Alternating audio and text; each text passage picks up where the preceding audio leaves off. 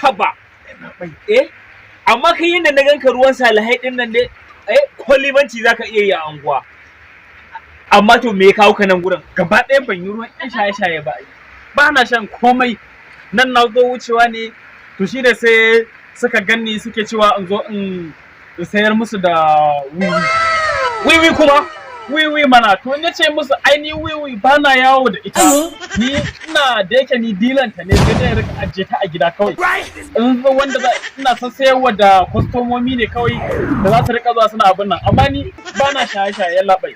Ba na shaye-shaye. Don ku ba kai zo nan. Yallaɓai. In ga zubin mutanen kirki ku ba masu shaye-shaye kuke nema ba, mu fadiloli ne fa na wiwi. Mu sai dai mu ai irin ku muke nema, ai ku kowa laifi ai. Kowa laifi. Ai hukuncin ka kawai hukuncin harbi ne ai.